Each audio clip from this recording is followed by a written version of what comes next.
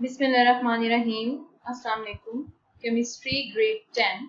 Today we are going to start our chapter number 11, organic chemistry. So what is organic chemistry? Organic chemistry is the branch of chemistry that deals with the substance or compounds which are made up of carbon. Organic chemistry का मतलब ये होता है कि इसमें उन compounds को हम डील करते हैं जिनके अंदर कार्बन होता है और कार्बन के साथ ज्यादातर हाइड्रोजन होता है। मतलब कार्बन और हाइड्रोजन से मिलकर जो कंपाउंड्स बनते हैं उनकी स्टडी को हम ऑर्गेनिक केमिस्ट्री के अंदर पुट करते हैं। लेकिन वो कह रहे हैं कुछ कंपाउंड जो कार्बन के होते हैं, जैसे कार्बन डाइऑक्साइड है, कार्बन मोनोऑक्साइड है, कार्बोनेट्स है, कार्बाइड्स है, ये सब जो कंपाउंड्स हैं कार्बन के, ये ऑर्गेनिक केमिस्ट्री में नहीं आते जबकि इनके अंदर कार्बन है। तो इसका रीजन ये है कि इनकी जो प्रॉपर्टीज होती हैं वो टोटली डिफरेंट है फ्रॉम ऑर्गेनिक कंपाउंड्स। और जब अभी हम ऑर्गेनिक कंपाउंड्स हम पढ़ेंगे, वो वाले जो कंपाउंड्स होंगे आप उनको देखेंगे कि उनकी प्रॉपर्टीज एक दूसरे से बहुत ज्यादा सिमिलर हैं और वो बहुत ज्यादा इम्पोर्टेंट है और डेली लाइफ में, डे टू लाइफ में बहुत ज्यादा इस्तेमाल भी होते हैं। मोर ओवर ऑर्गेनिक कंपाउंड्स की अगर हम स्टडी करें तो हमें पता है they are also very much important in the living organisms. जैसे बहुत एक कॉमन सी एग्जांपल हम ग्लूकोज की देते हैं, तो glucose is also an organic compound which is very much important for living organisms. इसके अलावा जो बहुत सारे प्लास्टिक्स होते हैं, रबर्स होते हैं, paints, glues, soap etcetera, detergents, ये सब के सब क्या हैं, ये ऑर्गेनिक कंपाउंड्स हैं और ये ऑर्गेनिक केमिस्ट्री में आते हैं। Most important the fossil fuels. Fossil fuels में वो वाले फ्यूल्स हैं जैसे पेट्रोलियम हो गया, नेचुरल गैस हो गया, कोल हो गया, ये सब चीजें भी किस में आती हैं, ऑर्गेनिक कंपाउंड्स में आते हैं या ऑर्गेनिक केमिस्ट्री में आते हैं। So topic 11.1 organic compounds.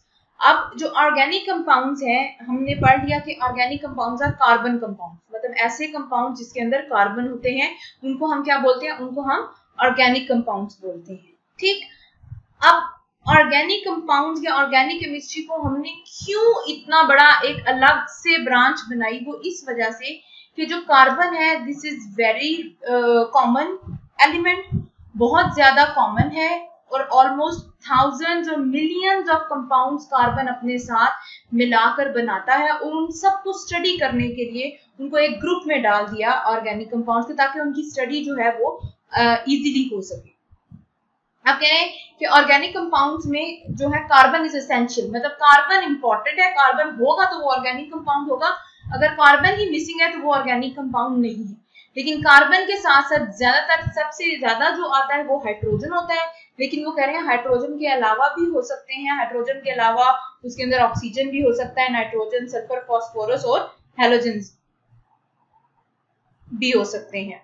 Organic compounds are defined as the hydrocarbons and their derivatives. Derivatives का मतलब यही है कि एक ऑर्गेनिक कंपाउंड से डिफरेंट कंपाउंड्स बन रहे होंगे, उनको हम लोग डेरिवेटिव्स में इंक्लूड करेंगे, मतलब जो ऑर्गेनिक कंपाउंड से डिराइव हुए। नेक्स्ट है chemical diversity and magnitude of organic compounds. अब डाइवर्सिटी से मुराद यहाँ पर मैं आपको पहले ही बता चुकी हूँ कि कार्बन ऐसा कंपाउंड है जिसके अंदर सबसे पहले आपको पता है कि कार्बन ग्रुप 4 में आता है। इसके आउटर मोस्ट वैलेंस शेल में, सबसे आखिरी शेल में कितने इलेक्ट्रॉन्स होंगे, 4।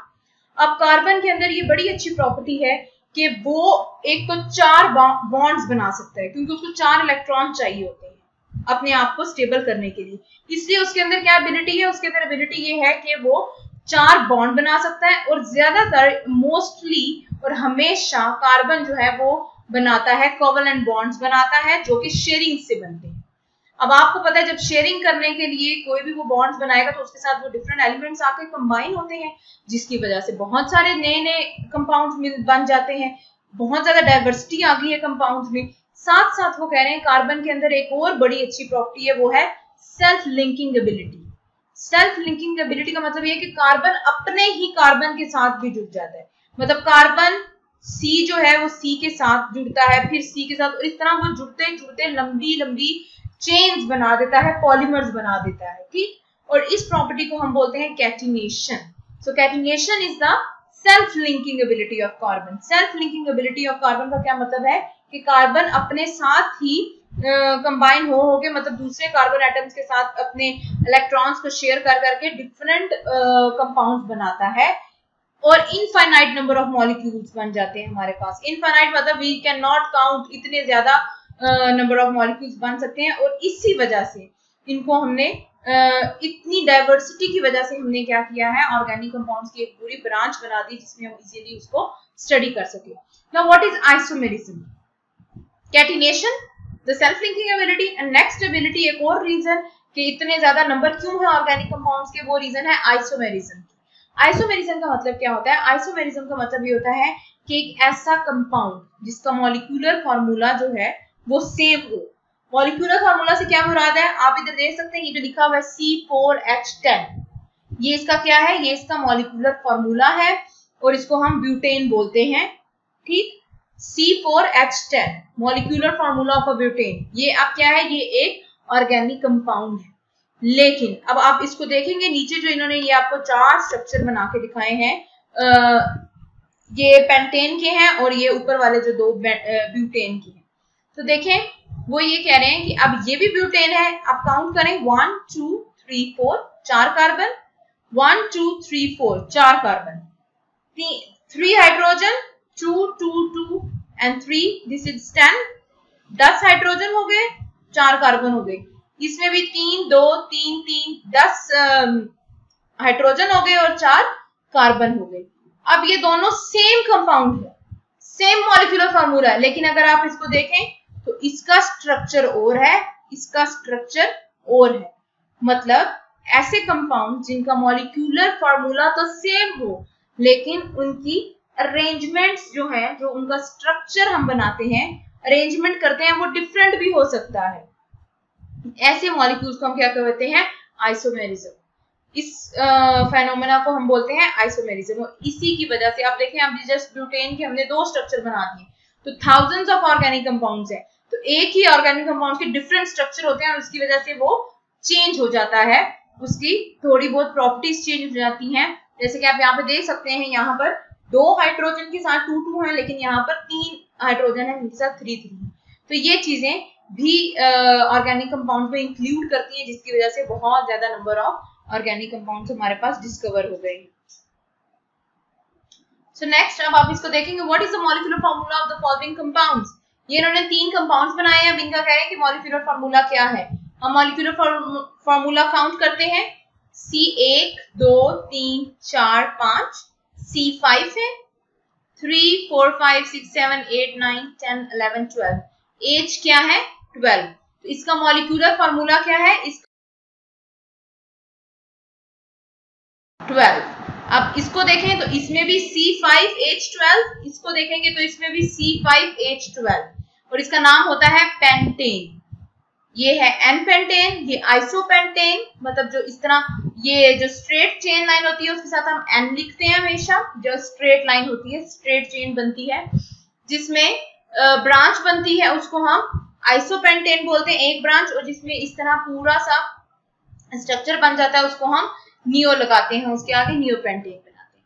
तो इसका मतलब अब देखें, अब ये सेम कंपाउंड है, same compound with same molecular formula, लेकिन इसके स्ट्रक्चर क्या है, डिफरेंट है, तीनों के डिफरेंट है। So as the number of carbon atoms increases, पहले वाले में 4 कार्बन एटम थे, वो ब्यूटेन था, उसके कितने आइसोमेरिज्म बने, उसके 2 बने, और ये 5 है तो इसके कितने आइसोमेरिज्म बने, 3 बने। तो it means that as the number of carbon atoms increases in organic compounds, उसके जो पॉसिबल आइसोमेरिज्म है, मतलब उसकी जो अरेंजमेंट है, that also increases. What is the number of isomerism in pentane? तो पेंटेन में अब कितने बना रहे हैं हम, 3 आइसोमेरिज्म बन सकते हैं। हेक्सेन की बात करेंगे तो वो 5 आइसोमेरिज्म बनाएगा, हेक्सेन में C6 होता है। ठीक, नेक्स्ट क्या है,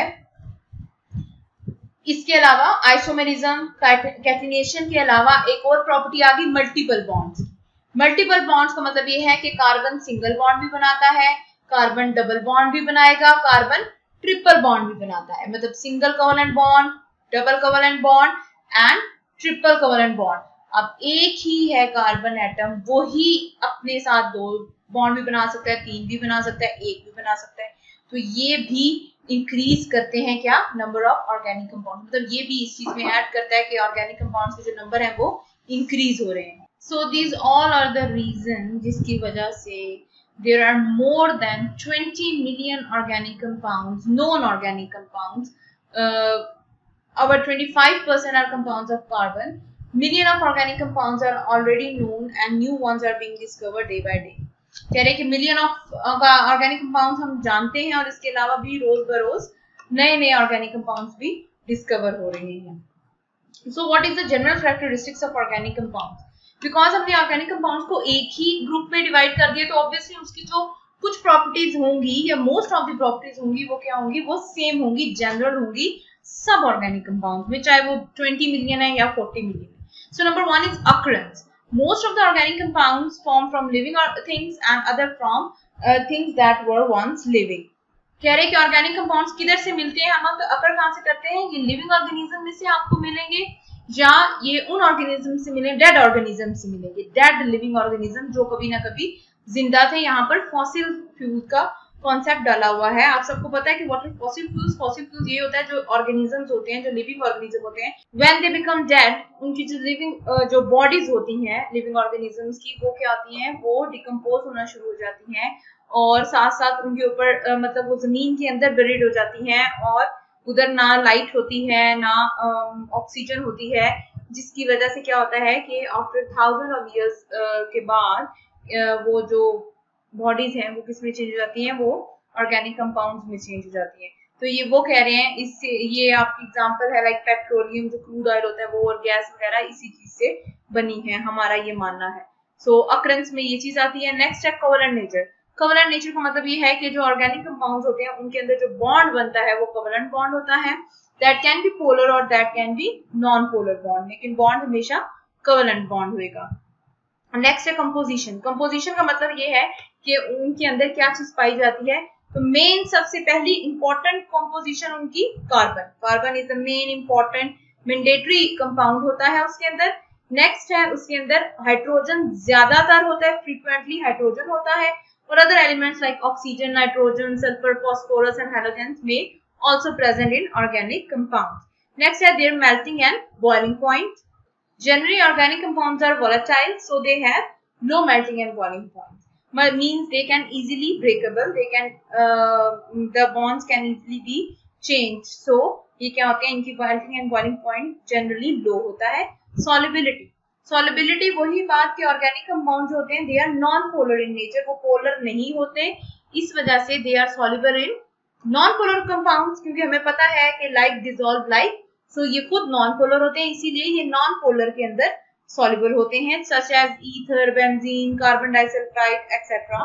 Polar organic compounds are soluble in alcohol, such as methyl alcohol and ethyl alcohol. और वो organic compounds जो polar होते हैं, वो polar के अंदर ही dissolve होंगे या soluble होंगे, because we know that polar के अंदर soluble होता है and non-polar के अंदर. Similarities in behaviors or homology. Homology means same behavior.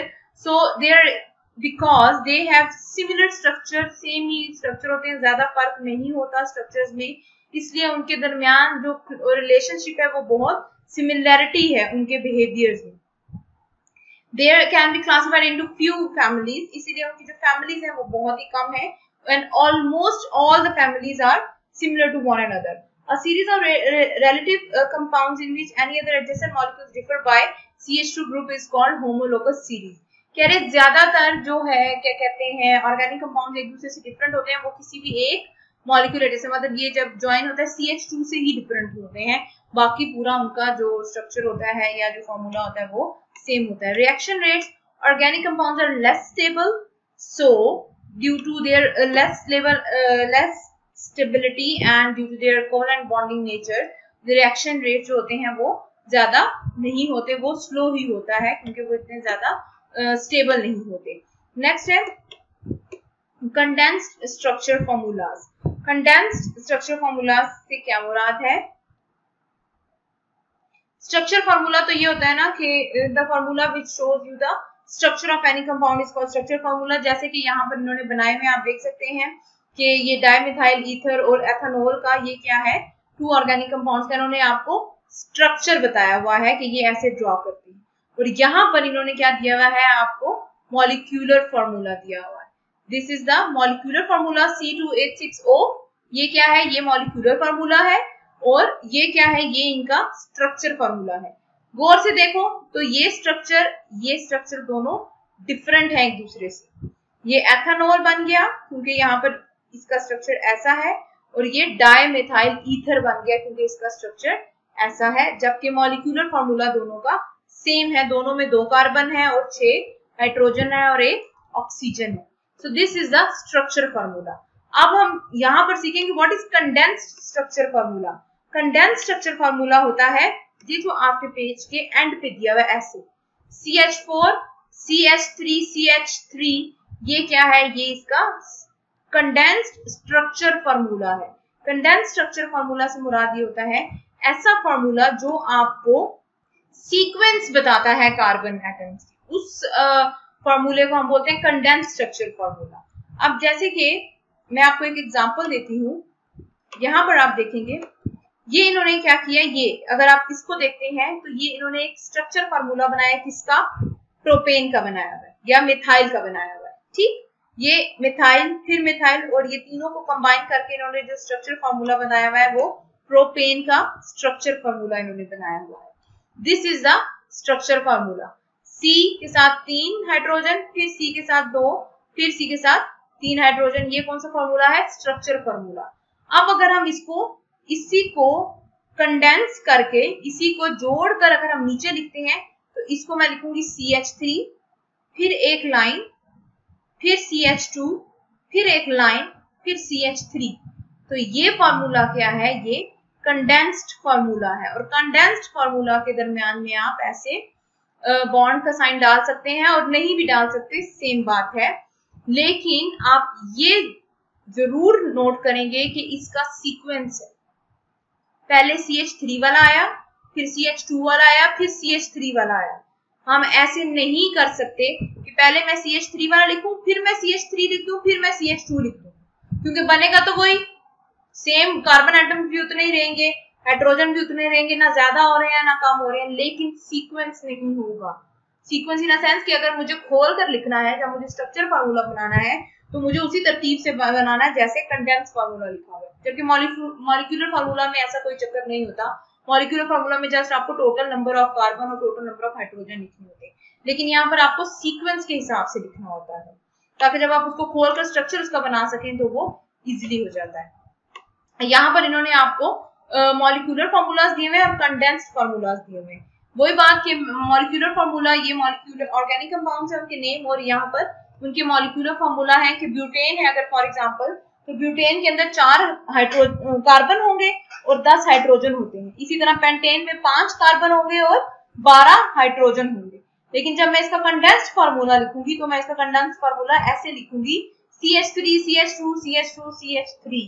और सिमिलरली अगर मैं पेंटेन का पढ़ती हूँ तो CH3 CH2 CH2 फिर CH2 फिर CH3।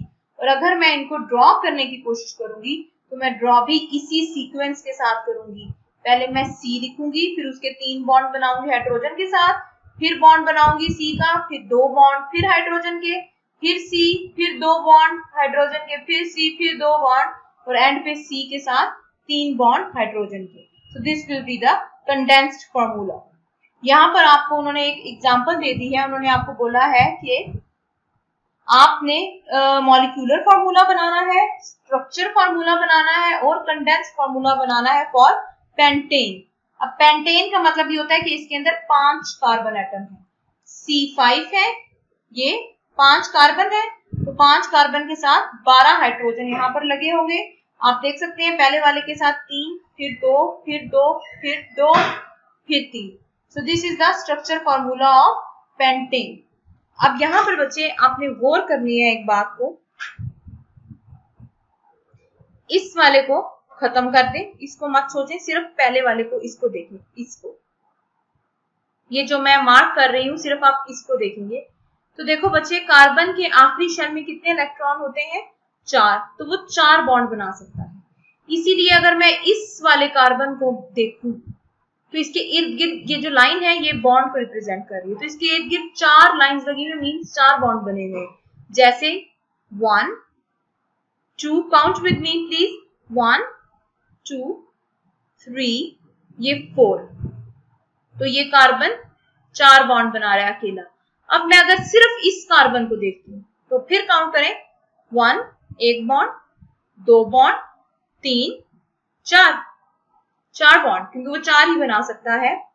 नेक्स्ट इसको देखूंगी फिर 1 2 3 4, इसको 1 2 3 4 और इसको भी 1 2 3 4। इस चीज का आपने ध्यान रखना है कि कार्बन के इर्द गिर्द 4 से ज्यादा बॉन्ड ना बने। और इसी स्ट्रक्चर फॉर्मूला का जब मैं कंडेंस्ड फॉर्मूला इसको बंद करके लिखूंगी तो वो ऐसा होगा। ये CH3 बंद करके लिखा ऐसे, फिर एक बॉन्ड का सिंबल, फिर CH2, फिर बॉन्ड का सिंबल, फिर CH2, फिर बॉन्ड का सिंबल CH2, फिर CH3। सेल्फ असेसमेंट उन्होंने दिए, give the molecular formula and structure and condensed formula for butane, hexane and octane. आपने ये सेल्फ असेसमेंट खुद करनी है, अपनी बुक पर ही आप कर सकते हैं, लेकिन अब आपको ये देखना है कि ब्यूटेन, हेक्सेन और ऑक्टेन आपको कैसे पता लगेगा कि ब्यूटेन में कितने कार्बन है, हेक्सेन में कितने कार्बन है और ऑक्टेन में कितने कार्बन है। इसके लिए आपको आपका टेबल ओपन करना पड़ेगा, ये वाला टेबल नंबर 11.2। इसको आप देखें तो यहाँ पर उन्होंने आपको स्टेम बताया। स्टेम मतलब जैसे कार्बन जो ऑर्गेनिक कंपाउंड के नाम शुरू होते हैं, और यहाँ पर उन्होंने आपको नंबर ऑफ कार्बन एटम्स बताया है कि अगर मैथ से नाम शुरू होता है तो उसके अंदर कार्बन कितने होते हैं 1, एथ से शुरू होता है तो उसके अंदर कितने होते हैं 2, प्रोपेन या प्रोप से शुरू होता है तो 3, बट से शुरू होता है तो 4, पेंट से शुरू होता है तो 5, हेक्स से शुरू होता है तो 6, हेप्ट से शुरू होता है तो 7, ऑक्ट से शुरू होता है तो 8 कार्बन होते हैं, नॉन से शुरू होता है तो 9, डेक से शुरू होता है तो 10 कार्बन एटम्स होते हैं। Now again come to your previous page. अब देखें आपको उन्होंने दिया हुआ है ब्यूटेन। ब्यूटेन अब BUT बट से शुरू हो रहा है, इट मींस इसके अंदर कितने कार्बन एटम है 4, इसके अंदर 4 है, C4 है। तो हाइड्रोजन कितने हैं वो आपको खुद पता लग जाएगा जब आप उसका स्ट्रक्चर फॉर्मूला बनाएंगे कि इसके अंदर हाइड्रोजन कितने आने चाहिए 4 के हिसाब से। Hexane 6, octane 8। ये असेसमेंट आप यहीं पर सॉल्व करेंगे अपने बुक पर। नेक्स्ट है saturated and unsaturated hydrocarbon. This is very simple, बस आपने एक बात याद रखनी है कि सैचुरेटेड हाइड्रोकार्बन वो हाइड्रोकार्बन होते हैं जिसके अंदर सिंगल बॉन्ड होता है। The hydrocarbon which form single bond are called saturated hydrocarbon. और ऐसे हाइड्रोकार्बन जिसके अंदर डबल या ट्रिपल बॉन्ड बनता है उन हाइड्रोकार्बन को हम बोलते हैं अनसैचुरेटेड हाइड्रोकार्बन। अब आप नीचे देख सकते हैं इन्होंने मीथेन बताया हुआ है, इथेन बनाया हुआ है। ये कौन से कार्बन एटम्स है, ये कौन से ऑर्गेनिक कंपाउंड है, ये सैचुरेटेड ऑर्गेनिक कंपाउंड है। जबकि आप उसके बाद नीचे देखते हो इथेन बनाया हुआ है, इथीन बनाया हुआ है और इथाइन बनाया हुआ है। तो ये कौन से हाइड्रोकार्बन हैं, ये अनसैचुरेटेड हाइड्रोकार्बन है। नाउ अगेन कम हियर, यहाँ पर एल्कीन्स लिखा हुआ है और अल्काइंस लिखा हुआ है। अब एल्कीन्स वो होते हैं जिनके अंदर डबल बॉन्ड बनता है। दोनों अनसैचुरेटेड हाइड्रोकार्बन है, दोनों में क्योंकि एक से ज्यादा बॉन्ड बन रहा है। जिनके अंदर, बात को गौर से सुनेंगे आप, जो हाइड्रोकार्बन एक बॉन्ड बनाता है, मतलब ऐसे हाइड्रोकार्बन जो सैचुरेटेड हाइड्रोकार्बन होते हैं, उन हाइड्रोकार्बन को हम बोलते हैं अल्केन। उनको हम बोलते हैं अल्केन। उनका जनरल नाम क्या है, अल्केन। और अल्केन्स का जनरल फार्मूला ये इन्होंने यहां पर दिया हुआ है, CnH2n+2। Cn है मतलब कुछ भी हो सकता है, जैसे ब्यूटेन में 4 होता है तो आप n की जगह क्या लिखोगे 4। तो H कितने होंगे 2, 4 8 प्लस 2, H कितने होंगे 10। सो ये है general formula of alkanes. Next नीचे यहां पर उन्होंने बात की हुई है अनसैचुरेटेड हाइड्रोकार्बन अल्कीन्स। अब अल्कीन्स वो हाइड्रोकार्बन होते हैं जिसके अंदर हमेशा डबल बॉन्ड बनता है। अल्कीन्स में कौन सा बॉन्ड बनता है, डबल बॉन्ड बनता है। और इसका जनरल फॉर्मूला है CnH2n। कैसे, फॉर एग्जाम्पल अगर मैं ब्यूटीन की बात करती हूँ कि ब्यूटीन लिख के बताएं, तो आपको पता है कि बट से पता है इसके अंदर 4 कार्बन होंगे, तो C4H2 इंटू 4, 4 2 8, H8 होंगे। सही। नेक्स्ट है अल्काइंस। अब अल्काइंस वो वाले हाइड्रोकार्बन होते हैं जिनके अंदर ट्रिपल बॉन्ड बनता है। जिनके अंदर कौन सा बॉन्ड बनता है? ट्रिपल बॉन्ड बनता है। और इसका जनरल फॉर्मूला होता है CnH2n-2। फिर एग्जांपल लेते हैं ब्यूटाइन की। बट से याद रखना है कि वो जो आपको मैंने टेबल बताया ना, मीथेन, इथेन, प्रोपेन, ब्यूटेन, या जिधर लिखा हुआ है स्टेम और उनके नंबर, वो आपने याद करना है। और with the passage of time जब बार बार रेपिटेशन करेंगे आपको खुद भी वो मेमोराइज हो जाएगा। सो अगर मैं ब्यूटाइन की बात करती हूँ तो बट से याद रखेंगे 4 कार्बन, तो C की जगह N की जगह मैं लिखूंगी 4, मतलब C4 है। H2 इंटू 4 माइनस 2, मतलब 4 2 8 और माइनस 2 6। C4 है और H कितने होंगे? 6। So this is the way to write the general formulas of alkane, alkene and alkyne. Now self-assessment exercise 11.2.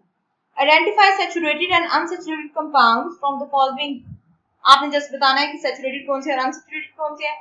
पहली नजर में पता लग रहा है देखकर, एक एक बॉन्ड बने हुए, this is saturated, this is unsaturated, this is also unsaturated और ये भी अनसैचुरेटेड। इसमें कोई हार्ड एंड फास्ट रूल नहीं है, आपने जस्ट बॉन्ड्स का देखना है। सिंगल बॉन्ड है तो सैचुरेटेड, डबल बॉन्ड है तो अनसैचुरेटेड, ट्रिपल बॉन्ड है तो भी अनसैचुरेटेड। सो ये आप यहाँ पर इसको सॉल्व कर सकते हैं। Now the most important and generally used topic is naming alkanes. अब अल्केन्स को हम नाम कैसे देते हैं? क्योंकि हमने पढ़ा कि there are thousands, millions of organic compounds, so it is very difficult to give each organic compound different name. इस चीज को कवर करने के लिए केमिस्ट्री ने एक सिस्टम इंट्रोड्यूस कराया, दैट इज IUPAC। इसको बोलते हैं, ये जैसे यहाँ पर लिखा हुआ है IUP और A और C, इसको हम प्रोनाउंस क्या करते हैं? IUPAC। मतलब इसको जब हम पढ़ते हैं क्या बोलते हैं? E वाला IUPAC। और इसने जो हमें सिस्टम दिया नेमिंग का, वो बेस करता है on the number of carbon atoms. मतलब जितने नंबर ऑफ कार्बन एटम्स है उसके ऊपर आपका बेस करता है उस ऑर्गेनिक कंपाउंड का नाम। सबसे पहले स्टेम। स्टेम आपको पहले भी बताया, स्टेम में आपके आते हैं meth, eth, prop, but, pent, hex, hept, oct, non and dec, 1 to 10 से। उसके बाद है आपका सफिक्स। सफिक्स क्या है? जो लाका होता है, मतलब जो बाद में लगते हैं। स्टेम उनके ये होते हैं और एंड पे ये लगता है सफिक्स। अब सफिक्स में क्या है? वो कह रहे हैं अगर तो अल्केन है तो उसके एंड पे क्या आना चाहिए? एन। हमेशा क्या आना चाहिए? एन। यहां पर देखिए आप, इन्होंने नाम दिया है ब्यूटेन। ब्यूटेन। तो ये जो BUT है ये क्या है? ये स्टेम है। और एन क्या है? इसका सफिक्स है, इसके एंड पर आएगा। अब इसको देखकर इसके नाम को ये इंडिकेट करता है कि इसके अंदर कितने कार्बन होंगे? इसके अंदर 4 कार्बन होंगे। और एन, एन इसका क्या बता रहा है कि ये क्या है? ये अल्केन है। अल्केन का मतलब क्या हुआ कि इसके अंदर सिंगल सिंगल बॉन्ड बनेंगे। और आप अल्केन वाला ही फॉर्मूला लगाकर, जो जनरल फॉर्मूला आपको बताया है, आप लगाकर इसका मॉलिक्यूलर फॉर्मूला भी फाइंड आउट कर सकते हैं। एग्जांपल देखते हैं यहाँ पर। Right IUPAC names of the following compounds. अब यहाँ पर एक इन्होंने कंपाउंड दे दिया, मेरी बात को आपने बहुत गौर से सुनना है। किसी भी ऑर्गेनिक कंपाउंड को नाम देने के लिए सबसे पहला काम आपने करना है नंबर ऑफ कार्बन एटम्स को काउंट करना है। तो हम इसके अंदर कार्बन को काउंट करते हैं, 1 2 3 4, 4 कार्बन एटम्स। सो 4 कार्बन एटम्स हैं तो स्टेम क्या होगा? BUT, पट वाला। सही। और देखो बच्चे कि इसमें ये कौन सा है? ये अल्केन है, अल्कीन है या अल्काइन है? ये अल्केन है क्योंकि इसके अंदर सिंगल सिंगल बॉन्ड बना हुआ है, ये सैचुरेटेड कंपाउंड है। सो हम क्या लिखेंगे? BUT के बाद क्या लगा देंगे? एन। तो क्या बन जाएगा? ब्यूटेन। नेक्स्ट देखोगे, फिर कार्बन काउंट करें, 1 2 3 4 5। 5 का क्या होता है? Pent, PENT। उसके आगे लगा दें एन, तो ये क्या है? पेंटेन। तो इसका नाम क्या बनेगा? पेंटेन। सेल्फ असेसमेंट एक्सरसाइज 11.3 आपने आयुर्वेद नेम लिखने हैं फॉलोइंग अल्केन्स के। आपको यहाँ पर बताया हुआ किसी भी एक का मैं आपको बता देती हूँ। लेट्स सपोज ये 4 वाले का बताती हूँ। सबसे पहले मैं क्या करूंगी, मैं कार्बन एटम्स को काउंट करूंगी 1 2 3 4 5 6 7 8 9 10। तो क्या है ये, डेक, DEC डेक। और ये इसको देख के मुझे पता लग रहा है ये अल्केन है, तो आई विल राइट सफिक्स इन। तो क्या बन जाएगा, डिकेन। इसका नाम क्या होगा, डिकेन। सिमिलरली आप ये सारे इस तरह सॉल्व करेंगे, यहीं पर लिख सकते हैं इसके answers. Now next topic is sources of organic compound. अब सोर्सेस ऑफ ऑर्गेनिक कंपाउंड से क्या मुराद है कि हमें ऑर्गेनिक कंपाउंड्स कहाँ से मिल सकते हैं, हम कहाँ से ऑर्गेनिक कंपाउंड्स को हासिल कर सकते हैं। So the major commercial sources of alkanes are living organism, हम पहले पढ़ चुके हैं। लिविंग ऑर्गेनिज्म के अलावा क्या है कि we can also get these organic compounds from fossil fuels like coal, natural gas, petroleum and living organisms. So first of all, we will study about coal. Coal is a source of many organic compounds. When coal is heated in the absence of air at high temperature, it is converted into coal gas, coal tar and coke.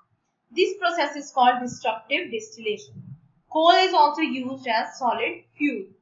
Coal gas contains methane, hydrogen and carbon monoxide gases. It is mainly used as fuel in industry. Coal tar is a source of many organic compounds such as benzene and its derivatives. These compounds can be separated by fractional distillation. They are very useful substances in synthetic organic chemistry. These are used to synthesize plastic, dyes, fibers, drug, paints, varnishes. The residue left behind is called pitch, is used to metal rods and roofs. Just एक कोल से उसको different processes में गुजारने के बाद fractional distillation हो गया या डिस्ट्रक्टिव डिस्टिलेशन हो गया, हम डिफरेंट ऑर्गेनिक कंपाउंड्स हासिल कर सकते हैं। तो उसके इन्होंने यहाँ पर क्या लिखे हुए हैं, यूजेस लिखे हैं, विच इज वेरी इंपॉर्टेंट। आपके शॉर्ट क्वेश्चन में आ सकते हैं, आपके एमसीक्यूज में आ सकते हैं। नेक्स्ट है natural gas. Natural gas is a mixture of low boiling hydrocarbons. Natural gas is mostly methane. ज्यादातर नेचुरल गैस कौन सी होती है, मीथेन, जो हमारे घरों में आती है, CH4। It also contains smaller amount of ethane, propane and butane. इसके अंदर इथेन, प्रोपेन और ब्यूटेन भी थोड़ी मिकदार में प्रेजेंट होता है। Third is petroleum. Petroleum contains a variety of alkanes, मतलब पेट्रोलियम के अंदर बहुत सारे अल्केन्स होते हैं। अगर हम पेट्रोलियम का लास्ट चैप्टर में आप पढ़ेंगे फ्रैक्शनल डिस्टिलेशन, तो पेट्रोलियम का जब फ्रैक्शनल डिस्टिलेशन करें तो आपको डिफरेंट किस्म के हाइड्रोकार्बन्स मिलते हैं और वो हाइड्रोकार्बन्स में पेट्रोल होता है, आपका केरोसिन ऑयल होता है, आपका डीजल होता है। ये सारे जो हाइड्रोकार्बन होते हैं ये हमें पेट्रोलियम की फ्रैक्शनल डिस्टिलेशन से मिल जाते हैं। नेक्स्ट है living organism. Many organic compounds are such as protein, fats, carbohydrates, vitamins, drugs are obtained from plants and animals. बहुत सारे ऑर्गेनिक कंपाउंड्स हैं वो लिविंग ऑर्गेनिज्म के अंदर भी बहुत एसेंशियल होते हैं और वहां से या तो जब लिविंग ऑर्गेनिज्म मर जाते हैं तब हमें मिलते हैं या उनकी लाइफ में भी हम ऑर्गेनिक कंपाउंड्स लिविंग बॉडी से निकाल सकते हैं। वो भी एक बहुत अच्छा सोर्स होता है। Uses of organic compounds, uses इसके बहुत इंपॉर्टेंट है। अगर हम जस्ट नेचुरल गैस को देखें, अगर हम पेट्रोलियम को देखें, तो हमारा मोस्ट ऑफ द जो हमारा काम है डेली लाइफ का, वो इन फ्यूल्स के ऊपर डिपेंड करता है। गाड़ियों को चलाने के लिए, घरों में कुकिंग वगैरह करने के लिए बहुत ज्यादा इंपॉर्टेंट है। सिमिलरली जो LPG होती है, जो हम गाड़ियों में CNG वगैरह के सिलेंडर जो फिल करते हैं, फ्यूल सिलेंडर्स होते हैं, they are also used for transportation and all that. ऐसे ही वो कह रहे हैं एथिलीन जो है that is a major starting material for manufacture of organic chemicals and products such as polyethene, plastic वगैरह बनाने के लिए, एसिटिक एसिड बनाने के लिए, एथिलीन बनाने के लिए, ये सब चीजों के लिए भी हमें ऑर्गेनिक कंपाउंड चाहिए होते हैं। Acetylene is widely used and oxy acetylene, मतलब वेल्डिंग वगैरह जो हम करते हैं वो भी ऑर्गेनिक कंपाउंड ही की वजह से करते हैं। डिफरेंट पॉलीमर्स जो हम बनाते हैं वो भी ऑर्गेनिक कंपाउंड से बनते हैं। रबर्स एंड एसीटेट्स वगैरह जो बनते हैं ये सब किससे बनते हैं, ऑर्गेनिक कंपाउंड से। Acetylene is used for artificial ripening of the fruits. Fruits को अगर हमने आर्टिफिशियली पकाना है, मतलब कच्चे फ्रूट्स हैं उनको अच्छे तरीके से पकाना है, उसके लिए भी एसिटिलीन यूज होता है which is an organic compound. इसके अलावा कंपाउंड ऑफ फेनोल जो होते हैं antiseptic condition in hospital operational room में फेनोल वगैरह आपका इस्तेमाल होता है एंटीसेप्टिक, मतलब जो स्पिरिट वगैरह होता है जो जख्म वगैरह साफ करने के लिए इस्तेमाल होते हैं चीजें, वो भी ऑर्गेनिक कंपाउंड्स होती हैं। नेक्स्ट है methanol is used as solvent for fat oil paints and varnishes. Methanol इस्तेमाल होता है आपके जो पेंट्स वगैरह होते हैं इनको करने के लिए भी हम मेथनॉल को यूज करते हैं। Many organic compounds are also used in the manufacture of drugs. Drugs mean दवाइयों में इस्तेमाल होते हैं, कॉस्मेटिक्स में इस्तेमाल होते हैं, डिटर्जेंट्स मीन जो सोप होते हैं या जो सर्फ वगैरह होते हैं उसमें इस्तेमाल होते हैं, पेंट्स वगैरह में एक्सेट्रा, ये सब इसके यूजेस हैं। Self assessment 11.4 list the name of major sources of alkanes. Major source जो है अल्केन्स के that is living organism, that is coal, petroleum, ये आप लिखेंगे इसके आंसर में। What is a natural gas हम ऊपर पढ़ चुके हैं, साथ ही इसकी डेफिनेशन आएगी। And right some uses of acetylene. Acetylene के यूजेस भी आपके ऑर्गेनिक कंपाउंड के यूजेस में तीसरा पॉइंट है वो आप इसके आंसर में लिखें। आई होप क्या यहाँ तक आपको लेक्चर समझ आ गया होगा। This is all for today's lecture. इंशाल्लाह जो रिमेनिंग चैप्टर है वो हम अपने नेक्स्ट लेक्चर में कवर करेंगे। Thank you so much. Allah Hafiz.